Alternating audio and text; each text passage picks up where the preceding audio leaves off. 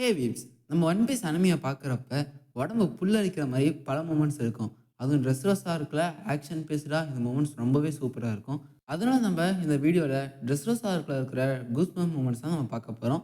நீங்கள் பார்த்துருக்கிறது வீப் டிவி. அப்புறம் சேனலில் பார்க்குற புது வீப்ஸ் யாராவது இருந்தீங்கன்னா மறக்காமல் நம்ம சேனலை ஃபாலோ பண்ணிக்கோங்க.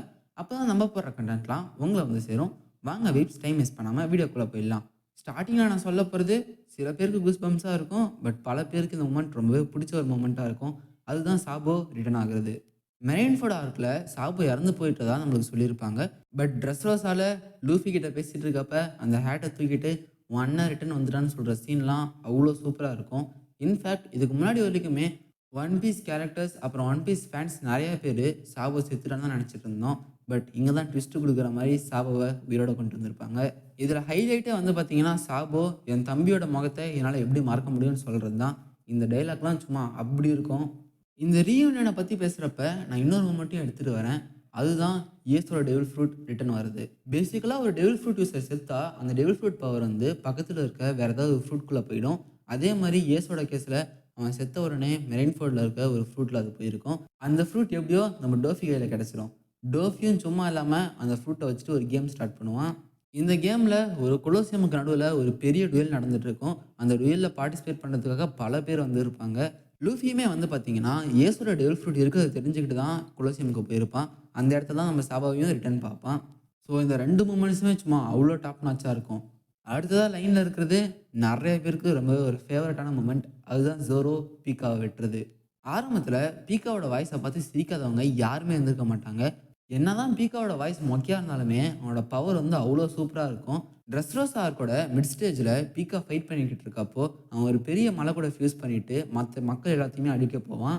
இப்படி ஒரு கட்டத்தில தான் வந்து பார்த்தீங்கன்னா, கிங் ரீகு அப்புறம் காட் ஊசோப் இவங்க எல்லாருமே ஒரு லெட்ஜ்ல தனியா மாட்டிட்டு இருப்பாங்க. இதுக்கு ஆப்போசிட்ல இருக்க ஒரு லெட்ஜ்ல நம்ம ஜோரோ இருந்துட்டு இருப்பான். ஜோரோ கூடவே சில மக்களும் இருந்திருப்பாங்க. பீக்கா வந்து ஃபர்ஸ்ட்டு கிங் ரீகு இருக்கிற லெட்ஜ போய் அழிக்க தான் போயிட்டு இருப்பான். நம்ம பீக்காவ அழிக்கிறதுக்காக ஜோரோ வந்து டக்குன்னு அந்த மக்கள்கிட்ட ஒரு பிளான சொல்லுவான். இந்த பிளான கேட்டு ஒருத்தர் வந்து பார்த்தீங்கன்னா, ஜோரோவ தூக்கி வானத்தில போடுவாரு. ஜோரோ சும்மா வானத்திலே பறந்து போய்க்கிட்டே ஒரு டயலாக வாயில சொல்லிக்கிட்டே பீக்காவ வெட்ட போவான். இந்த டயலாக்ல வந்து பார்த்தீங்கன்னா, இதுக்கப்புறம் ஜோரோவால வெட்ட முடியாதுன்னு சொல்லிட்டு இந்த உலகத்தில வேற எதுவுமே இல்லன்னு தான் இருக்கும். பட் இத ஜோரோ அவன் ஸ்டைல்ல ரொம்பவே சூப்பரா சொல்லியிருப்பான். ப்ளஸ் இதில நோட் பண்ண வேண்டிய விஷயம் வந்து பார்த்தீங்கன்னா, இந்த ஆர்க்ல தான் ஜோரோ ஃபர்ஸ்ட்டு கத்தியில ஆர்னமென்ட் ஹாக்கி கோட் பண்ணுவான். ஸோ பாருங்க, 2 வருஷம் கஷ்டப்பட்டு கத்துக்கிட்ட வித்த எல்லாத்தையுமே ஜோரோ இந்த ஃபைட்ல யூஸ் பண்ணி பீக்காவ ஒரு வழியா வெட்டியே முடிச்சுருவான். பீக்காவ 2ஆ வெட்டினதுக்கு அப்புறமா ஜோரோ நிறுத்தாம அவன போட்டு இன்னும் நல்லா வெட்டி தள்ளிக்கிட்டே இருப்பான். லாஸ்ட்ல பீக்கா மட்டும் தனியா போயிடுவான். அப்ப போயிட்டு ஜோரோ பீக்கா கிட்ட ஒரு டயலாக் சொல்லுவான். மோஸ்ட்லி இந்த டயலாக்க யாருமே எதிர்பார்த்திருக்க மாட்டாங்க. ப்ளஸ் இந்த சீன்ல ஹைலைட்டே இந்த டயலாக் தான். ஆக்சுவலா அங்க அப்படி என்ன நடந்திருக்கும்னா, எல்லாருமே ஸ்ட்ரா ஹேட்ஸ்னா வெறும் லூஃபி, காட் உசோப் தான் பெருசா பேசுவாங்க. பட் ஜோரோ வந்து அந்த இடத்துல போயிட்டு, இந்த ஸ்டார் ஹேட்ஸ் க்ரூவ சேர்ந்த நான் தான் உலகத்திலேயே ஸ்ட்ராங்கான ஸ்பாட்ஸ்மேன் ஆக போறேன். அதையும் ஞாபகத்துல வச்சுக்கோங்க அப்படின்னு சொல்லியிருப்பான். இதெல்லாம் அனிமேல பார்க்க அவ்வளோ சூப்பரா இருக்கும். உங்களுக்கு சான்ஸ் கிடைச்சதுன்னா மறக்காம அந்த சீன பாருங்க. அடுத்து காட் உசோப் அப்சர்வேஷன் ஹாக்கிய அன்லாக் பண்ற மொமெண்ட் தாங்க. ஏன்னா ஆல்ரெடி ஒரு டைம் சுகரால பாதிக்கப்பட்டவங்க எல்லாரையுமே ஊசப் எப்படியோ கஷ்டப்பட்டு காப்பாத்தி விட்டுருப்பான். இதுக்கப்புறமா சுகர் மறுபடியும் எந்திரிச்சு வந்து லா அப்புறம் லூஃபி இவங்க 2 பேர்கிட்டயும் பேசிட்டு இருப்பா. லூஃபிக்கும் லாக்கும் சுகரோட ட்ரூ இன்டென்ஷன்ஸ் தெரியாது. இது எல்லாத்தையும் தூரத்துலேருந்து சென்ஸ் பண்ண வியோலா நம்ம ஊசோப் கிட்ட நடந்த உண்மை எல்லாத்தையும் சொல்லுவா. இந்த இடத்துல நம்ம காட் ஊசோப் அவரோட மாஸ்டர் மைண்டை யூஸ் பண்ணி ஒரு பிளான் உருவாக்குவாரு. இந்த பிளான்ல ஒரு மிகப்பெரிய கபுட்டோ ஒன்று தயார் பண்ணி அதுக்கு ஸ்பெஷலாக ஒரு ஆமோவையும் ரெடி பண்ணுவார். ஓகே, கபுட்டோவையும் ரெடி பண்ணியாச்சு, ஆமோவையும் ரெடி பண்ணியாச்சு. இப்போ இருக்கிற ஒரே வேலை இந்த ஆமோவை அவ்வளோ தூரத்துலேருந்து அடிக்கணும். பட் ஊசப்பால் எப்படி முடியும்? இந்த கேள்வி எல்லாருக்குமே இருந்துச்சு. ஆனால் ஊசோப் அவனோட ஸ்கில்ஸில் நம்பி அந்த கபுட்டோட ஸ்ட்ரிங்கை இழுக்க ஸ்டார்ட் பண்ணுவான். இந்த இடத்துல தான் உசோப்புக்கு தூரத்துலேருந்து அந்த சிரோட்ஸ் தெரியும். உசோப்பும் எப்படியோ வந்து கஷ்டப்பட்டு அவனுக்கு தெரியிற அந்த ஷேடோஸை வச்சு அந்த ஷாட்டை அடிப்பான். அந்த புல்லட் வந்து பார்த்தீங்கன்னா அவ்வளோ சூப்பராக போகும். இன்ஃபேக்ட் ஏர் ரெசிஸ்டன்ஸ் எல்லாத்தையுமே கால்குலேட் பண்ணி 2 செகண்டுக்கு பூஸ்ட் ஆகி போய்க்கிட்டே இருக்கும். ஃபைனலாக அந்த புல்லட் நம்ம சுகர் கிட்டயுமே போய் சேர்ந்துடும். பட் அங்கே தான் ட்விஸ்ட்டு. ஆக்சுவலாக அந்த புல்லட் வந்து பார்த்தீங்கன்னா ஏதோ அடிக்கிற மாதிரி ஒரு மெட்டீரியலாக இருக்குன்னு தான் நினச்சோம். பார்த்தா அது உசோப்போட மூஞ்சி தான். இந்த உசோப்போட மூஞ்ச பார்த்து சுகர் இன்னுமே பயந்து மறுபடியும் பாஸ் அவுட் ஆயிடுவா. இது மூலயமா காட் உசப், லூஃபி அப்புறம் லா இவங்க 2 பேருமே காப்பாத்திருப்பான். சரிங்க, இப்போ நம்ம ஒரு காட பத்தி பார்த்தோம். நெக்ஸ்ட் நம்ம ஒரு அட்மிரலோட கூஸ்பம்ப் மூமெண்ட்ட பத்தி பார்க்கலாம்.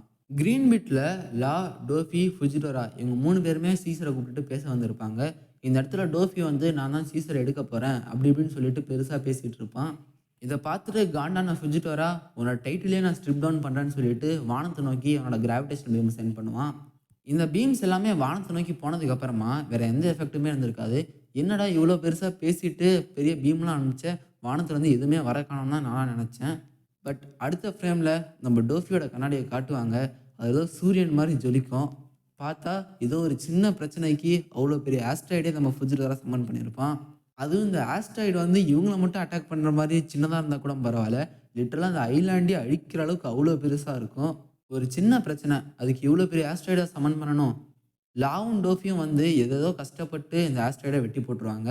நம்மளுக்கு மெரைன் ஃபோர்ட் ஆர்க்கு அப்புறமா ஒரு 100-150 எபிசோடு கழிச்சு ஒரு மெரைன் ஆட்மிரலோட பவர் எவ்வளோ ஜாஸ்தியாக இருக்கும்னு சொல்லிட்டு காமிச்சிருப்பாங்க. அடுத்ததாக இருக்கிறது இது எனக்கு கொஞ்சம் ரொம்ப பிடிச்ச மொமெண்ட். அதுதான் லூஃபி ஜெயண்ட் ஹஜ்ருலினை பஞ்ச் பண்ணுறது. லூஃபி லூசியாக இருக்கிறப்ப கொலோசியமில் வந்து ஒரு புல்லை கண்டுபிடிப்பான். அந்த புல்லுக்கு அவன் பேருக்கு மேட்ச் ஆகுற மாதிரியே ஊசின்னு சொல்லிட்டு பேர் வைப்பான். லூஃபி வந்து ஊசி மேலே ஏறிக்கிட்டு அந்த கொலோசியமை ஜாலியாக சுற்றி வந்துட்டு இருப்பான். உள்ளே போயிட்டு ஒழுங்காக சண்டை போடுறான்னா லூஃபி ஊசி மேலே ஏறிக்கிட்டு இஷ்டத்துக்கு செட்டப் பண்ணிகிட்டு இருப்பான். பட் ஹஜ்ரின் வந்து ஒரேடியாக அவங்க 2 பேர்த்தையுமே பஞ்ச் பண்ணி நசுக்கி போட்டுருவான். இதுக்கப்புறம் தான் மெயின் பிக்சரே இருக்குது. லூஃபியை பொறுத்த வரைக்கும் அவன் ஃப்ரெண்ட்ஸுக்கு ஒன்றுனா அவன் உசிரியை கொடுத்து சண்டை போடுவான். இந்த இடத்துல ஹஜ்ருடின் அவன் ஃப்ரெண்டை வந்து ஹார்ம் பண்ணிட்டான். இதுக்கப்புறம் வேறு என்ன நடக்கும்? லூஃபி அவன் ஹேட் அட்ஜஸ்ட் பண்ணுவான், கியர் 2 போடுவான், ஹஜ்ருடினை பஞ்ச் பண்ணி கீழே தள்ளிடுவான். இது ஆக்சுவலாக லூஃபியோட யூஷுவல் பிஹேவியர்ஸ் தான். அவன் ஃப்ரெண்ட்ஸை ஹர்ட் பண்ணால் லூஃபி அவங்கள ஹர்ட் பண்ணுவான். பட் இந்த இடத்துல ரொம்ப நாள் கழிச்சு கியர் 2 பார்க்குறதெல்லாம் ரொம்பவே சூப்பராக இருக்கும். இப்போ நான் சொல்ல போகிறது மொத்த ட்ரெஸ்ரோஸ் ஆர்க்லேயுமே ரொம்பவே அண்டர்ரேட்டடான ஒரு மூமெண்ட். அதுதான் சாஞ்சிக்கும் டோஃபிக்கும் நடக்கிற ஃபைட். டோஃபி வந்து லாவை க்ரீன் பீட்லேருந்தே துரத்தி வந்துக்கிட்டு இருப்பான். பட் ஆப்போசிட்டில் நம்ம ஸ்ட்ரா ஹேட்ஸோட 1000 சனியை பார்த்துருவான். ஆப்வியஸ்லி ஸ்ட்ரா ஹேட்ஸோட ஃபர்ஸ்ட் ப்ரையாரிட்டியே அவங்க ஷிப்பு தான். அதை டிஸ்ட்ராய் பண்ணிட்டா இவங்களால தப்பிச்சு போக முடியாதுன்னு சொல்லிட்டு டோஃபி இந்த ஷிப்பை டிஸ்ட்ராய் பண்ணுறதுக்காக போவான். அதே சமயம் நம்ம ஷிப்பில் நாமி அப்புறம் சாப்பர் இவங்க 2 பேருமே இருந்திருப்பாங்க. இவங்க 2 பேருமே டோஃபியை பார்த்து பயந்துட்டு நம்ம லா கிட்ட ஹெல்ப் கேட்டிருப்பாங்க. இது எல்லாத்தையுமே வியோலா அவளோட ஸ்கில் மூலயமா சென்ஸ் பண்ணி சாஞ்சிக்கிட்ட சொல்லியிருப்பா. சாஞ்சியும் அவன் ஃப்ரெண்ட்ஸை காப்பாற்றுறதுக்காக பறந்து வந்துக்கிட்டே இருப்பான். கரெக்டாக டோஃபி வந்து ஷிப்பை டிஸ்ட்ராய் பண்ண வரப்ப சாஞ்சி அதை தடுத்து இனிமேல் என் ஃப்ரெண்ட்ஸை அழுவ வைக்காதுன்னு சொல்லிட்டு ஒரு கிக் கொடுப்பான் பாருங்க. அது எல்லாமே லிட்டரலாக பீக் சாஞ்சி மூமெண்ட். ஏன்னா சாஞ்சி க்ரூக்கு எப்பப்பெல்லாம் பிரச்சனை இருக்கோ அப்பப்பெல்லாம் வந்து காப்பாற்றுவான். இதுக்கு அடுத்து ஒரு நல்ல ஃபைட்டே போயிட்டு இருக்கும். டோஃபி ஓரளவுக்கு யோசிச்சு சாஞ்சியை ஒரு இடத்துல லாக் பண்ணி வச்சிருவான். அது மட்டும் இல்லாமல் சாஞ்சி அடிக்கிறதுக்காக டோஃபி கையில் ஒரு பெரிய ஸ்ட்ரிங்குமே எடுப்பான். பட் அந்த இடத்துல நம்ம லா வந்து டக்குன்னு டோஃபியை வேற இடத்துக்கு ஸ்விட்ச் பண்ணி விட்டுருவான். இந்த சீனில் சாஞ்சியோட இந்த ஸ்க்ரீன் டைம் சூப்பர் மாஸாக இருக்கும். நெக்ஸ்ட்டு ஒரு ட்விஸ்ட்டு கலந்த கூஸ் மூமெண்ட்ஸை சொல்ல போகிறேன். இதுதான் டோஃபி ஆக்சுவலாக ஒரு செலஸ்டியல் ட்ராகன். இது லிட்டரலாக யாருமே எக்ஸ்பெக்ட் பண்ணாத ஒரு ட்விஸ்ட்டு. ஏன்னா டோஃபி மாதிரி ஒரு ஆள் வார்லாடாக இருக்கப்பயே இவ்வளோ கொடுமையாக பண்ணிகிட்டு இருப்பான். இதில் அவன் செலஸ்டியல் ட்ராகன் வேறு ட்விஸ்ட்டு கொடுப்பாங்க பாருங்கள். பட் எனக்கு இந்த டவுட் இருந்துக்கிட்டே இருந்துச்சு. ஏன்னா டோஃபியை வந்து மோஸ்ட்லி கவர்மெண்ட் எல்லா டைமுமே ப்ரொடெக்ட் பண்ண தான் ட்ரை பண்ணியிருக்கிறாங்க. அதுவும் எந்த அளவுக்குன்னா டோஃபிக்காக மொத்த நியூஸ் பேப்பருமே ஒரு நாள் லேட்டாக அடிச்சிருப்பாங்க.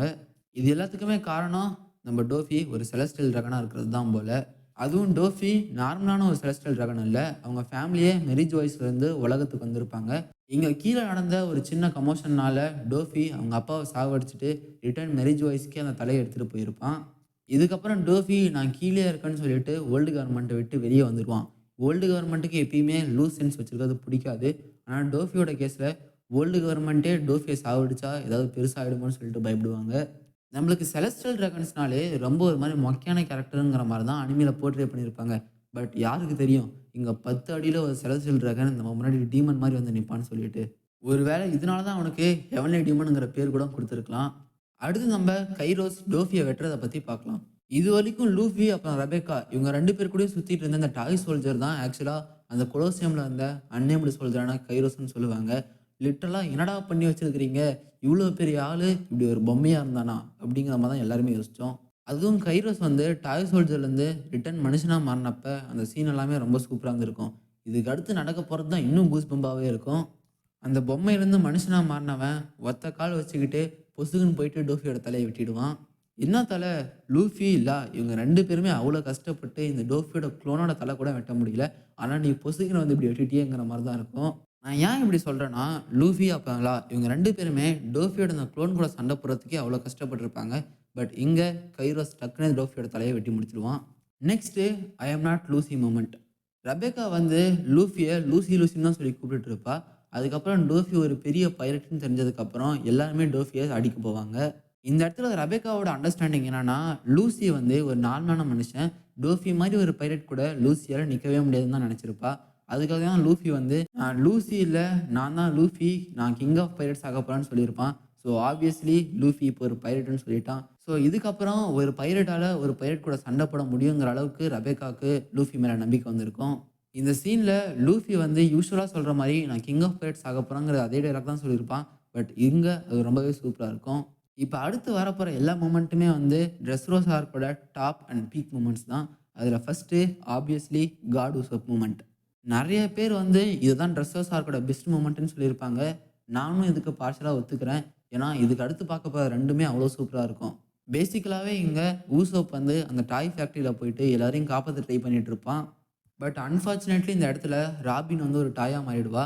இது எல்லாத்தையுமே தாண்டி ஊசோப் ஒரு வழியா ஏதோ ஒரு பிளான போட்டு சுகர டிஃபீட் பண்ணிடுவான். பிளான் கூடவே ஊசப் சைடுல கொஞ்சம் லக்கும் இருந்திருக்கும். அதனால தான் சுகரும் டக்குன்னு பாஸ் அவுட் ஆவா. இதுக்கப்புறம் மனுஷனா மாறுன எல்லாருமே ஊசோப்புக்கு தேங்க்ஸ் சொல்றதுக்காக வந்திருப்பாங்க. பட் ஆனா ஊசோப் ஒரு டேமேஜான ஸ்டேட்ல இருந்திருப்பான். ஏன்னா, ஆல்ரெடி நடந்த ஃபைட்ல இவன் காரமான ஏதோ ஒண்ண சாப்பிட்டு அவன் வாயிலேருந்து நெருப்பு வர அளவுக்கு அவனுக்கு ஆயிருக்கும். அந்த இடத்துல அந்த ஜெயண்ட் ஹஜ்ருடன் நம்ம ஊசப்ப மேல தூக்கி, இவன் தான் எல்லாரையும் காப்பாத்துனான்னு சொல்லிட்டு காட்டுறதுக்காக தூக்கியிருப்பான். கரெக்ட்டா அங்க உசோப்புக்கு ஹெல்ப் பண்ற மாரி லக்குமே இருந்திருக்கும். ஏன்னா, சூரிய ஒளி உசோப் மேல பட்ட உடனே எல்லாரும் உசோப்ப ஒரு ப்ராஃபெட்ன்னே நெனச்சுருவாங்க. ப்ராஃபெட் என்ன, இவன ஸ்ட்ரெய்ட்டாவே காடுன்னு தூக்கி வச்சு கொண்டாட ஸ்டார்ட் பண்ணிடுவாங்க. இப்ப அடுத்து பார்க்க போற 2மே வந்து ட்ரெஸ்ஸோர்ஸ் ஆர்க்கோட ஃபைனல் ஃபைட்ல நடந்தது தான். First gear 4. லூஃபி லிட்டரலா எனிஸ் லாபி ஆர்க்குக்கு அப்புறமா ஒரு 300 எபிசோடு கழிச்சு இப்ப தான் புது கியர காமிச்சிருப்பான். அதுவும் அந்த புது கியர பார்க்கவே அவ்ளோ சூப்பரா இருக்கும். உடம்பு ஃபுல்லா ஹாக்கி கோட் பண்ணிக்கிட்டு ரெட் கலர்ல லூஃபிய பார்க்க ஒரு சூப்பர்மேன் மாரி இருக்கும். அது மட்டும் இல்லாம லூஃபியோட ஃபைட்டிங் மெக்கானிக்ஸுமே பார்க்க ஒரு மாரி டிஃப்ரெண்ட்டா, இன்னோவேட்டிவா இருக்கும். ஏன்னா வழக்கமா லூஃபி கைய இழுத்து கம்மு கம்முன்னு நம்பி பஞ்சுன்னு தான் குடுப்பான். பட் இந்த இடத்துல நம்ம லூஃபி கொஞ்சம் மூளையெல்லாம் யூஸ் பண்ணி ரப்பர் பேண்டு, எலாஸ்டிக் எனர்ஜி இது மாரி பல விஷயத்த பண்ணிட்டு இருப்பான். பட் இதுக்கு ஆப்போசிட்ல இன்னொரு மொமெண்ட்டும் இருக்கு. அதுதான் டோஃபியோட அவேக்கனிங். லூஃபி கியர் 4 யூஸ் பண்ணி டோஃபிய டிஃபீட் பண்ணதுக்கப்புறம் டோஃபி அவேக்கன் ஆயிடுவான். இந்த இடத்துல தான் நம்மளுக்கு அவேக்கனிங்னா என்னதுன்னே சொல்லியிருப்பாங்க. அதுவும் இவன் அவேக்கன் பண்ணதுக்கு அப்புறமா இவன் நடந்து வர எல்லா இடமுமே ஸ்ட்ரிங்கா மாறும். அதெல்லாம் பார்க்க சும்மா அவ்ளோ சூப்பரா இருக்கும். அதுவும் டோஃபியோட ஃபைனல் அட்டாக்ஸ் எல்லாமே அவ்ளோ சூப்பரா அனிமேட் பண்ணியிருப்பாங்க. இது எல்லாமே லிட்டரலா ட்ரெஸ்ஸோர்ஸ் ஆர்க்கோட பீக் மொமெண்ட்ஸா இருந்திருக்கும். லாஸ்ட்டா பார்க்க போறது ஒரு கூஸ் பம்ப்ஸ்ன்னு சொல்றத விட ஒரு ஹோல்சமான மொமெண்ட்ன்னு சொல்லுவேன். அதுதான் ஃபுஜிடோரா வந்து மொத்த வேர்ல்டு கவர்மெண்ட்டுக்காக மன்னிப்பு கேட்கறது. ட்ரெஸ்ஸோர்ஸ் ஆர்க்ல நடந்த பிரச்சனைக்கு காரணமே 2 பேர் தான். First toffee, second main reason world government. ஏன்னா வேர்ல்டு கவர்மெண்ட் நெனச்சிருந்தா டோஃபிக்கு வார்லாட் பொசிஷன் குடுக்காம அவன கீழயே வச்சிருக்க முடியும். பட் இவங்களே வார்லாட் பொசிஷனையும் குடுத்திருப்பாங்க. இவன் ஐலேண்ட டேக் ஓவர் பண்ணதுக்கு அப்புறமாவும் சும்மாவே இருந்திருப்பாங்க. ஓகே. வேர்ல்டு கவர்மெண்ட்டால எதுவும் பண்ணியிருக்க முடியாது. அட்லீஸ்ட் மெரைன்ஸாவது ஏதாவது பண்ணியிருக்கலாம். ஃபுஜிடோராக்கு முன்னாடி இருந்த அட்மிரல்ஸ் சும்மா இருந்ததுனால தான் இவ்வளோ பெரிய பிரச்சனையே நடந்துச்சு. அதனால ஃபுஜிடோரா அவங்களுக்கும் சேர்த்து எந்த தப்பும் பண்ணலனாலும் இவன் மன்னிப்பு கேட்பான். இந்த இடத்துல ஃபுஜிடோராக்கு மேல இருந்த மரியாதை எனக்கு எங்கேயோ போயிடுச்சு. இதனால தான் நெறைய பேருக்கு ஃபுஜிடோராவ ரொம்பவே பிடிக்கும். உங்களுக்கு ஃபுஜிடோரா மாரியே வேற எந்த மெரைன பிடிக்கும்னு மறக்காம கமெண்ட் பண்ணுங்க. அது மட்டும் இல்லாம நெக்ஸ்ட் நம்ம எந்த ஆர்க்ல இருக்க மொமெண்ட்ஸ் எடுத்து போடலாம்னு கமெண்ட் பண்ணுங்க. வீடியோ பிடிச்சிருந்தா லைக் பண்ணிட்டு மறக்காம நம்ம சேனலை ஃபாலோ பண்ணிக்கோங்க. இதுவரைக்கும் நீங்க பார்த்து என்ஜாய் பண்ணது உங்களோட வீப் டிவி சைனிங் ஆஃப்.